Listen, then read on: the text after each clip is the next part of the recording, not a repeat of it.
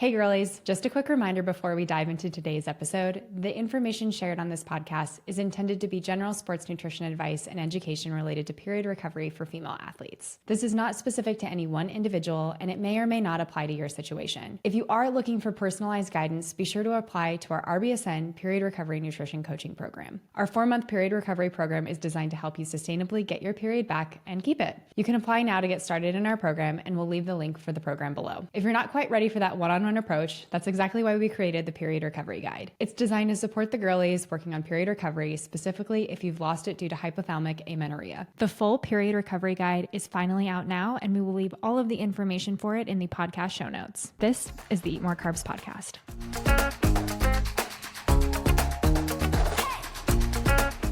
Hello and welcome back. This is the Eat More Carbs Podcast. It's Jenna here with Reilly. We are both dietitians and we talk every Thursday about sports nutrition for the girlies. On today's episode, we're talking about how to get your period back during fall season. So if you are working through your fall sport and working on period recovery as your goal, you are not going to want to miss out on today's episode. Before we get into some of how to get your period back during fall season, we are going to do our high and low. So sharing just a little bit about our week, the good and the parts maybe we wish had gone a little bit differently. Reilly, as always, can you kick us off? This has nothing to do with my high and my low, but before we do this, I have to ask you, because the internet is exploding right now, how do we feel about Taylor Swift? Oh, good question. Okay. I feel like I have to be honest with this. I like her music a lot. I don't know all the Easter eggs. I don't know the full story and all that sort of stuff. However, I am listening to the podcast episode that she's on, New Heights, because I'm super curious about like who she actually is. And I also have to be like very transparent that like I'm maybe not as excited as some people are. I still really like her music. Like I will listen to it, don't get me wrong, but I'm not as big of a fan as somebody else. Like if I was to win tickets, I think I would give them to my best friend because she would be really excited about it and I would want her to have that experience because I know it would mean a lot to her. I would still go because I'd be like, okay, this would be cool to see. You know what I mean? Like, does that make sense? How do you feel about it? This is a good question. I just felt like we have to talk about it because I feel like there's like so much going around about it right now. I also think that she's RBSN coded and I'm going to tell you why in a second.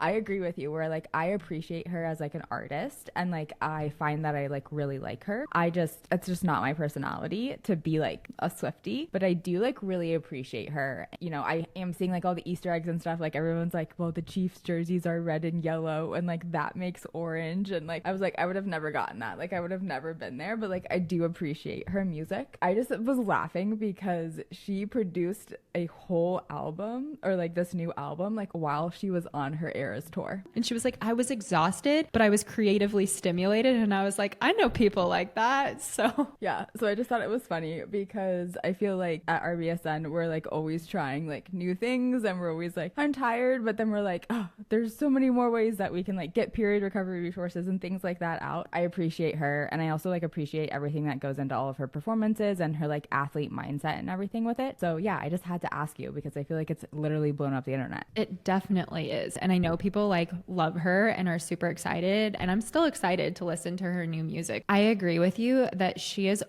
one of the smartest business women out there. Like the fact that she was doing all of this marketing for this beforehand. And of course, like I'm completely oblivious to it, but like other people saw it. Like that's incredible. Like she is so smart in that sense. So well done, Taylor. Well done. Is that anything to do with your high and low at all? No, but I didn't know if like maybe your high was that she was coming out with a new album. I didn't know if you were a Swiftie or not. So I just had to ask you. But my high and my low have nothing to do with Taylor Swift, even though we are, you know, going to get a new album, which we always love great music. And I'm actually excited because it's coming out like a month before the marathon. So I was like, we'll have some new training stuff to listen to. So I'm excited about that. My high and my low have nothing to do with either of those things. I'll start off with my high because this is something I'm really excited to share. We talk all the time on this podcast about girlies and our period recovery program getting their period back. Recently, one of my athletes, my girl from Queens, I'm giving you a shout out because she requested to be on my story as soon as she got her period back. She was on the story and now she's on the podcast because I do know that she listens to the podcast and some of her teammates listen to the podcast. So you go, girl. You got your period back. Congratulations. We are so proud of you. Woohoo. you. And then my low is a little bit of a story. So if you have listened to the Eat More Carbs podcast, or if you have talked to me for more than 10 seconds over the last couple of months, you know that I am running the New York City Marathon. You're probably sick of me talking about it, but I'm going to share a little story kind of related to that. I am training right now. I have a pretty high like mileage per week load and just a big strain on my body. So I'm doing whatever I can to make sure that I'm prioritizing rest and recovery. One of the things that I've been doing is I've been using this like new cream that I got from Now Foods. They sent it to me. They were like, hey, you're training. Like, I'll send you this like CBD cream, which has been great. I like will put it on like if I'm doing like any type of like foam rolling or things like that. I was like, wow, like I'm feeling really good with it. What happened though, I got it stuck on my hands and it had been like a couple of hours and I went to take my new contacts out. I started feeling this literally fire in my eyeballs. It's like I'm almost crying right now thinking about the pain that was happening in my eyeballs because I'm trying to take my contacts out. There was lotion that must have gotten like stuck on my fingers or like stuck underneath my fingernail. And I'm like trying to figure out like why my eyes are just pouring down. I can't get my contacts out. I was like problem solving. I'm like, why am I, what's going on? What's on my hands right now? And I'm like, okay, maybe it was the cream, right? I looked at the lotion. It had menthol and capsaicin in it, the spice and red pepper. Are you okay? Are your eyes recovered? You've been going through such an eye saga with like having to go and get your eyes dilated and that being something that we recorded through and all of that. But oh my gosh, that sounds so painful. It was so painful. Like I don't think I've ever felt pain in my eyes before. And this is nothing against the lotion. It just was like bad operations on my end. And like I'm like crying, like running around the house. And Rob's is like not even phased. He's like, she's on some crazy shit again, right? Like there she goes again. And I'm like, my eyes. Oh my gosh. You needed one of those like eye rinses that they had in chemistry class. Okay, that is literally what I was like needing because the problem was is like I can't see up close and I'm like trying to take my contacts out and I can't get them out and they're burning and it was. So you're like, I have to get them out and then I need to eye rinse. Oh no. And then I need to go to bed and right. It's late. Oh my gosh. Did this happen last night? No, this happened like a week or two ago and okay. I've been at least like dying to tell you because I'm like, well, at least I have a low for the podcast. The good part about doing highs and lows on the podcast is anytime that something happens to me that's like remotely like unfun, I'm like, well, at least I get to laugh about it with Reilly. Yep. And we get to laugh about it with all of you all. Were you nervous about putting in your contacts the next day? I have dailies just because I'm starting off. So it wasn't like that big. Like I knew that it wasn't going to be the same contact again. But like now I'm like, okay, I cannot use that lotion at night at all. Yeah. Even it lasted like a couple hours on my fingers. And like spices and like peppers. I know people that have like even like chopped spicy things and then have like touched their eyes like jalapeno or something like that. Even if washing your hands, like it stays on there. Like it does. And then it gets in your eye. It's not good. And it's great when it's in the lotion because that means it's staying on and it gives you like kind of like that like Bengay feel, right? And it's on there for an extended period of time because like that's the purpose of it. So like it was doing its job. It's just this job was not supposed to be in my eyeballs. I'm so sorry for you and your eyes. I'm secondary. My eyes are watering for you. It just was crazy because it was my entire eyeball because it somehow got in my, it was just insane. It was insane. Enough about me. How was your week? Really good. You know, good things here. We had rain last night, which means that it's cooler in the morning, which means there is a higher likelihood that I will get to run outside this weekend. So that is like my high, if that makes sense, in that like I think that there's an opportunity for me to actually run outside because I'm such a like fair weather runner. I will rather go to the gym and do something else than run outside when it's 108, 109 degrees. I see people doing it here, but I'm just not that kind of runner. So I'm a fair weather runner. So I'm hopeful that with the rain that we've had here, that means it'll be cooler and I'll get to run outside. That's my high. How's your hamstring? It's better. It's not like 100%, but I think it's going to take some time before it is. Just overall better, and I'm happy about that. My low though is that I don't have any like races planned, and sometimes I can get in like a really big slump with running when I don't have something to train for. With that though, we are going to probably do an episode about like the importance of taking seasons yourself, because if I was constantly training for something, if I was constantly marathon training or something like that, like it's so much harder to stay in like a positive energy balance if you're always training for things. So like having seasons of training, for me, this is more of an off season right now, which is a good thing. But I do sometimes like lose a little bit of like interest in running when I don't have something to train for. So I definitely understand if anyone is going through that as far as like not feeling super motivated in the sense of running if you don't have something to train for. But I also just want to reiterate the importance of like taking seasons, even if you are a runner that gets to decide when your race seasons are. Yeah, I think that's so important because we really do underestimate, I think, the load that we're putting on our body because we are air quote recreational athletes. Right. Yeah. And it's still important to take seasons too. Have a rest season versus like constantly be training for something. Like you had a half marathon and you even took like kind of a recovery month before you kind of dove into like your next training block. And I think that those are important to like give your body some time. So while it is hard to continue maybe sometimes through those periods of time, they're really important. So it's a low, but it's also a good thing for me. Look at you. So mature. I know, I'm trying. Interestingly enough, though, we are talking today about how to get your period back this fall season. So maybe you aren't in your break season. You are walking into what is your next kind of high volume training season. And if you didn't get your period back this summer, that doesn't mean that we can't get it back this fall. On this podcast, we talk all about HA and LEA and what that means in regards to period recovery. So Reilly, real quick, can you define LEA, HA if you're a new listener to the Eat More Carbs podcast? So that way we're all on the same page here. Yes.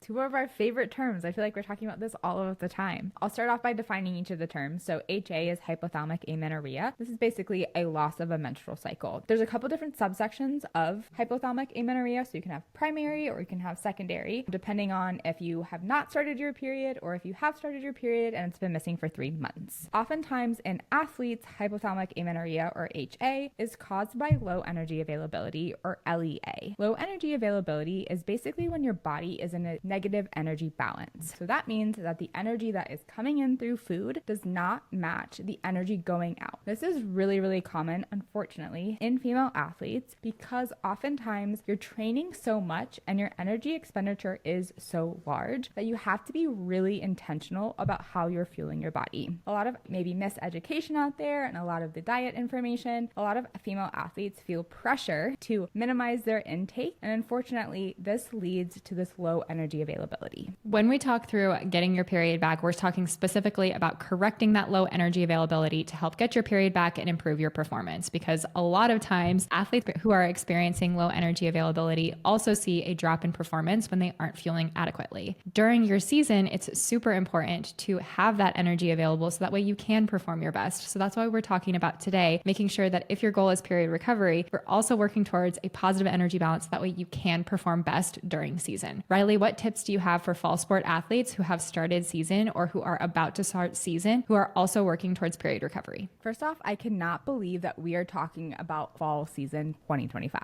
Where is the time going? It's crazy. If you are a listener of the podcast, or if you are new to the podcast, hello, welcome. Thanks for coming. But if you have been listening to the podcast for a while, you know that we really recommend optimizing your nutrition in the off season. So we like to say, you thrive in the off season and you survive season. So that being said, I want to be really clear that you can still get your period back and work towards getting your period back, even though you are in season. This might just take a little bit longer and you might have to prioritize it a little bit more, but it is something that you can do while you're continuing to train and compete. I think it's really easy to take an all or nothing approach with period recovery, and that can hold so many athletes back. So if you are somebody who is in season, you do not have to wait to start your period recovery journey. That's the first thing I'm going to say. With working towards period recovery, one of the things that we talk about often is making sure that you are consistently fueling your body, not over a long period of time, but throughout the day, making sure that your body has access to fuel throughout every single day. So we like to say making sure that you're fueling every 3 to 5 hours, potentially more if you are practicing more, things like that. One of the things that is often difficult for people in order to fuel more consistently or more frequently throughout the day is having to navigate class time, practice time, training time with now incorporating fueling. So what tips do you have for athletes to help them fuel consistently throughout the day to make sure that they are incorporating meals and snacks throughout the day? You have to make it a priority. Even if you have your period, right? You have to make it a priority if you want to maximize your athletic performance. There's so many things that go into your performance as an athlete, and it's not just what you're doing in your training and your sport. You have to prioritize your recovery and you have to prioritize your fueling. So I think the biggest thing is you have to make it a priority. The second thing is I think you have to make it realistic. I think sometimes, especially when we see stuff online, we get this like ideal situation in our head. And just like you mentioned, Jenna, there's so many things that are going on in your schedule, right? You have class, you have PT, you have lift, you have social things, right? You have training, you have all this other stuff that you're doing. Yeah, it would be beautiful and wonderful if you had a personal chef and you can make this beautiful plate of food for all your meals and you had somebody who followed you around and gave you all your snacks. That's not realistic for most of us. So we have to be realistic with our fueling and making it that we're setting you up for success for fueling properly. So that might mean like little snacks like cheese sticks or crackers or chopped fruit. Some of these foods that are considered like processed and sometimes, maybe looked at negatively. I think some of these foods, incorporating them is going to be one of the best ways to fuel properly. Fueling also doesn't need to be complicated. Fueling can be really simple. We don't have to meal prep and have like this perfectly curated, beautiful looking plate every single time that we're sitting down for a meal. Things like sandwiches are great options for athletes to take on the go. And that can be as simple as a PB&J, turkey and cheese, things like that. Those are great options to help keep you fueled throughout your day that are really, really simple, really, really cost effective and pretty fast to prepare. So even though I share recipes on my social media every week, some of those I understand can be time consuming and you might not have the time to prep a meal every single time that you need to fuel. Sandwiches are great options. Always having a plan B option if we can't meal prep a meal. Having backups on hand is a great way to make sure that you have access to fuel when you need it. I'm so glad you brought up sandwiches because we talk a lot about sandwiches. I feel like we haven't recently on recent episodes, but sandwiches are such a great like vessel for fueling. And I know it sounds so weird, but like you can make such a balanced meal out of a sandwich. I love sandwiches. I feel like that's something I'm talking about all the time with period recovery athletes, like bagel sandwiches that we have different options for protein and different options for fat on them. Like you can make sandwiches taste so different. Like a PB&J on a bagel sandwich is really, really different from like a chicken salad on rye bread. Like we can do so many different things with sandwiches to make fueling feel like it has some variety in it. So you don't feel like you're constantly eating just like a ham and cheese sandwich every single day that you had in elementary school. Like we can make it interesting and still make it easy and effective. Yes. Another thing too is a lot of our period recovery athletes are consuming a ton of volume, right? They're consuming a lot of like fruits and vegetables, which is great, but like we have to focus on energy dense things. And it's really easy to add energy dense ingredients to a sandwich. It's also a really easy way to add like another serving of color to a sandwich so that you can cut it out or at least cut down the volume in another like area of the plate. Because what just happens is not that too much produce is a bad thing, but it just makes you really full and you're not going to get in all the energy that you need. But if you can like swap some things out, you can still get in your color and still get in the energy that you need as well. Now I really want a bagel sandwich. That's all I'm going to be thinking about for the rest of this episode. That sounds so good. That sounds so good. And I just ate lunch too, but I could like probably eat a bagel sandwich. Like I could always eat a bagel sandwich. Oh, same. Bagel sandwiches are elite. I love them. We're not going to spend the rest of today's episode just talking about like what my favorite bagel sandwich is. Although like if that's an episode y'all want, we can do that for sure. I have no problem doing that. With going back into season, one of the things that I feel like I'm hearing a lot of is comparison to what teammates might be doing. Reilly, talk to me about this. I feel like this is something that comes up a lot when we enter season. So what are you seeing? How are you helping athletes navigate this? It is so easy to compare ourselves to what our teammates are doing, especially if you're comparing yourself to somebody who plays a similar position to you or somebody who might be playing or you might not be playing, or maybe you are playing and comparing yourself to somebody who else is playing. Like there's just so much comparison. And even if you're in an individual sport, you're often training with others and it's so easy to look at what other people are doing and assume what you are doing is wrong. Ooh, I think that you just hit on a big thing there with assuming that what you're doing is wrong. What we know about underfueling is that the signs of underfueling can present really differently for every individual. So even if you are working through period recovery, that doesn't mean that your teammate isn't also experiencing some type of low energy availability, but just experiencing different signs and symptoms of that low energy availability. Is that something that you're seeing often right now, Reilly? Yes, I see it all the time. And I was just actually thinking about this, but like, why is it that we look at what other people are doing and assume that what we're doing is wrong? Like, why is that? Like, even if somebody is like, I also have a headache and you're eating more than them and you don't have a headache, but maybe they look a certain way. You're like, oh, I'm doing the wrong thing. Like, why do we think this? That is such a good point. Why do we assume that they're right and we're wrong all the time? Like all the time. I don't know what it is. I think somebody needs to let us know why that is. Wow, that's a good point. I've never really thought of it that way before, but that is so true that we always kind of naturally gravitate towards what I'm doing is wrong and what you're doing is the right way to go about solving this problem. Wow, so interesting. I know we're getting off on lots of tangents today. That will be the last one. But I don't know. It's just very interesting to me. Because I think even as dietitians, I can go online and I can convince myself that I should be on a keto diet. I'm not going to. I also know that's wrong. But like the marketing and all of the information that is present on social is so good. And then I can be like, I need to do the keto diet. No, really, you don't need to do that. You know, like way better than that. The amount of impact that we see on what we choose to fuel with is like heavily impacted by the things that are around us and in our environment, what we have access to and all of that as well. But our fueling choices are often heavily impacted by those around us, because we tend to do things like the people who are around us. So if you are on a team, if you're having team dinners, team sporting events that incorporate fueling at halftime or things like that, like we are so much more likely to fuel like the people around us, especially when we're on the same type of sports team or we have the same goal or we're running the same event. I think a lot of athletes too, like almost feel guilty for fueling their body properly. So even if they know what they're doing is right compared to what others are doing, they still feel guilty about giving their body the fuel that they need. Something that you say all the time is that everyone has their own ceiling with athletic potential. If you are comparing yourself to another athlete's success and then trying to mimic their plate, that's not a great way to go about doing that. Yeah. I remember actually when I was playing, there was a girl on my team who was so fast, so genetically gifted. She used to brag about eating hot Cheetos before practice, and she was still like one of the fastest people like in sprints. I don't know why I still remember that in my brain, but like now my dietitian brain was like, how fast could she have been if she ate the right thing, if she fueled her body properly? Because yeah, she was still faster than me and a lot of other people on the team, but like her potential could have been so much higher if she was doing the right things outside of sport. If you are listening to this and you're like, wow, I'm comparing myself to what my teammates are doing, so I'm decreasing my fueling or changing my fueling or trying to mimic someone else's fueling on my team, what are you preventing yourself from accomplishing because you aren't fueling appropriately for what your body needs? Yes, because we also get a lot of applications and a lot of athletes reaching out to us who are saying, I feel great during my training and I don't have my period. Or I'm performing better than a lot of my teammates and I don't have my period. You have your own ceiling. Like you have your own ceiling. Like nobody has ever been like, oh, I started feeling my body properly and I started performing worse. Like it's never not a thing, happened. guys. It's not a thing.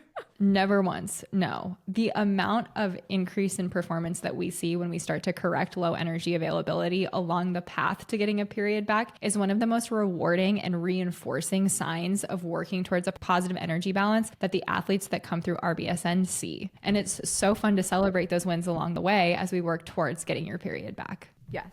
We can't say any definites in nutrition, but I feel like almost every single one of our athletes in our period recovery program has seen an increase in energy, like almost immediately while they're working on correcting their energy deficit. Yes. Again, we can't say it definitively 100%, but there are so many times that I feel like I've had a conversation around that with one of our athletes. One of the final tips that I want to bring up when it comes to getting your period back during this fall season is skipping post-game, post-race fueling to celebrate a win or a successful completion of something with your team. I feel like this happens way more often than we would like it to, where we're so excited about the outcome of a game or the outcome of a race or how we finished at a meet, and we then skip post-competition fueling to celebrate that win, which yes, we definitely want to be celebrating that, but how many times as a college athlete did you go and celebrate with your team versus celebrating with fueling? Yes. And we know that Reilly in college did not have the best habits. I probably never post fueled. And I think this is a really easy kind of like trap to fall into because we think my sport is done, my competition's done, like it doesn't matter anymore. But a really good way to think about it is like your post workout meal or your post competition meal is almost like your first pre-meal or fueling period for your next training or competition. Like why not set ourselves up for success? And that's not to say don't go and celebrate that win with your team or don't go and celebrate that at all. But make sure you do have some type of recovery fuel before you go and do that, or during that, some type of fuel to make sure that you are setting yourself up for success for the next time that you do need to compete, because that recovery period, just like Reilly and I have talked about so many times, is so important for all athletes, regardless of if your goal is period recovery or not.